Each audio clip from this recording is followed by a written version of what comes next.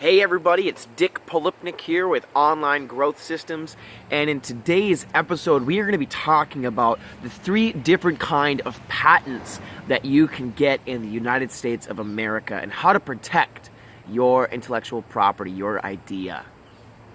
So let's dive right into it, guys. We always start out with a joke, and since I don't have one for today's episode, just go look in the mirror. Come on, that was funny. All right, so the 3 different kinds of United States patents. First of all, you should be very familiar with the organization or the office, the government organization that provides this intellectual property. And that is called the United States Patent and Trademark Office. You can look up the acronym .gov for government. Okay, so after you kind of look through there, you kind of get familiar with the site. You know that it's really archaic. It's old. It needs to be updated. Nobody wants to pay the taxes to do it. So it's kind of confusing. So I'm here to break that veil, to show you guys how simple the 3 different kinds are and which category of the 3 different patents does your idea, your process, your design fall in. Now, keep in mind, it is the Patent and Trademark Office. Some of your things that you guys are thinking that go towards a patent actually are categorized in the trademark department. For example, whenever you hear someone say, it's like Nike says, just do it. TM. TM stands for trademark, so that's like a trademark slogan that they use. That doesn't mean they have a patent on it, they just have a trademark on it. Or like a logo, trademarked. Or like McDonald's might have like the letter, the arch of an M. The arch is one trademark, and then the colors might be like another one. It's kind of confusing, but so now let's dive into the 3 different patents. There are 3 main patents. Number 1, there is the most common, the one that you typically think is a patent is actually a specific utility patent. Write that one down. Utility patent. Number 2 is called a design patent. Design patent. Number 3 is called a provisional patent. And a provisional patent can be for either a utility or a design patent. And we'll explain that later. So let's first dive into the utility patent. This is the most common patent that you associate the word patent with. And when you think of an invention, or when you think of a scientist pounding away in a shop or mixing chemicals, or stuff like that, or not so much the chemicals. If you look at utility patent, that is like the physical products that you see every day in stores that have a patent on it. So, for example, Thomas Edison had like thousands, I don't know the exact number, but I think it's in the thousands of utility patents, because he would invent things, the light bulb, the little soundogram or whatever it was, so he patents that so that nobody else can make it, or nobody else can sell it. That's the key here, is nobody else can sell it in the United States. So all these patents that you get through the United States Patent and Trademark Office.gov are specifically geared towards the United States. You can get an international patent, which is way more complicated, and I am not knowledgeable enough to explain those because I've never done one. So, the reason I say that utility patent prevents you from selling it is because you can make anything you want, and nobody's going to sue you. If Thomas Edison has a patent on the light bulb, and during that era, and you wanted to make your own because you, wanted to do it as a hobby, you could. He can't prevent you from making your own light bulb and putting it in your own garage. You know what I mean? But the key is he's preventing it from you from profiting from it on your own, selling it to other people. And the reason the United States does that is to encourage innovation, encourage new inventors, new ideas, new products, because it provides something called IP. IP. Whenever you see the 2-letter acronym IP, that stands for intellectual property, and that means that they own a thought, they own an idea, they own something that that is a concept. You know what I mean? The invention, essentially. And when you own intellectual property, that makes you the exclusive profiteer from that idea. So for, I don't know, I think, I don't know the exact number of years, but I think a patent, like a typical utility patent, lasts 80 years plus.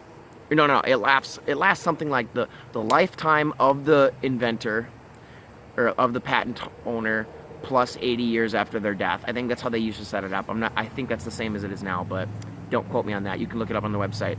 But so that way that works is for the lifetime of Thomas Edison and 80 years prior to his death, the General Electric Corporation held the patent for light bulbs or electricity generators, all the above, right?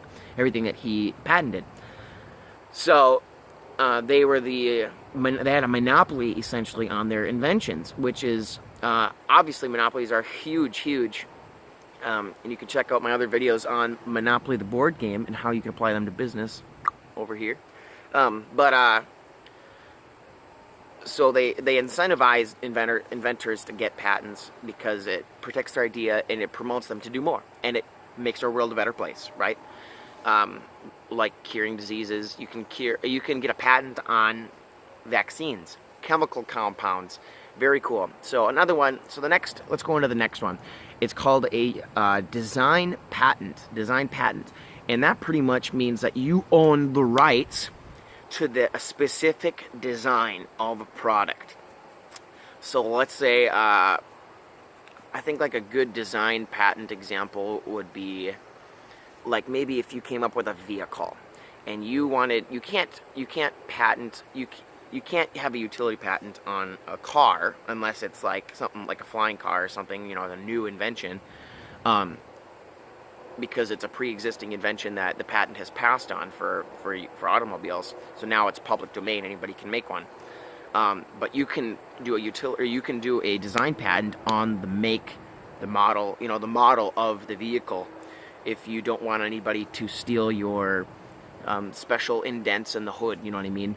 So that's called a design patent. So nobody can copy you. And now finally the last one is called a provisional patent. Now this is the one that you guys, my channel is typically people who are starting out or they're trying to get it to the next level. And assuming that you are watching this, which obviously you are, you're part of that community. So thanks for being part of it, by the way. Keep watching. I appreciate you guys. But so for you guys, you want to look mostly into a provisional patent.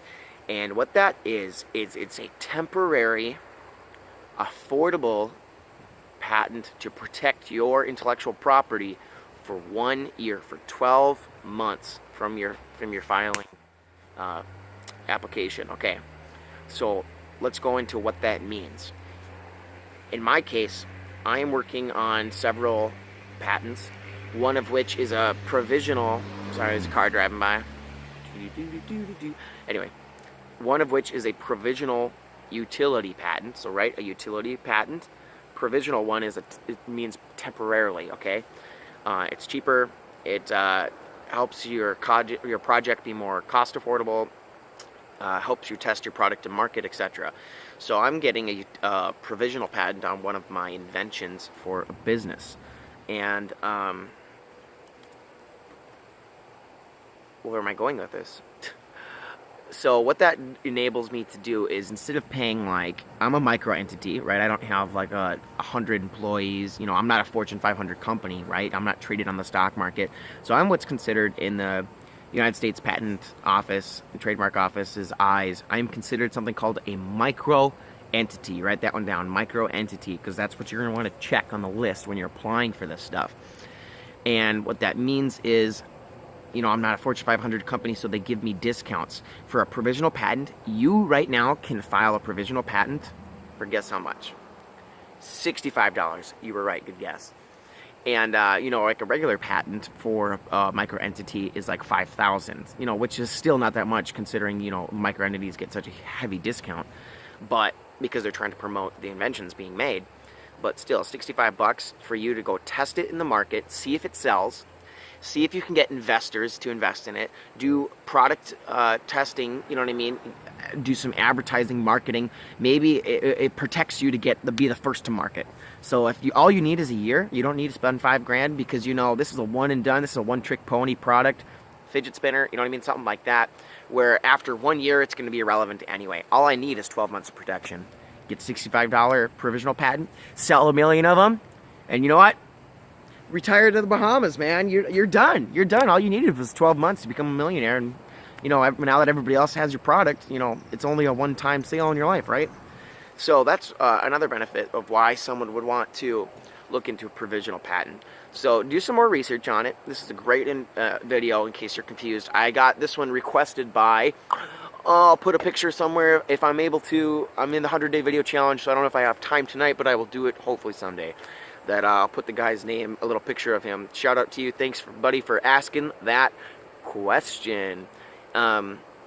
Make sure you guys smack that subscribe button if you haven't, and if you haven't, why not? I'm thinking about getting a patent on my awesome. I'm just gonna finish the video. I was trying to think of a funny way to tell you to subscribe, and then somehow relating it to a patent, but it didn't work. So just pretend it was funny. All right, guys. I'll see you in the next episode. Tomorrow's 100-day video challenge video. I think this is day 5. Not sure. Correct me if I'm wrong in the comments, but I will see you guys tomorrow. Thanks for watching.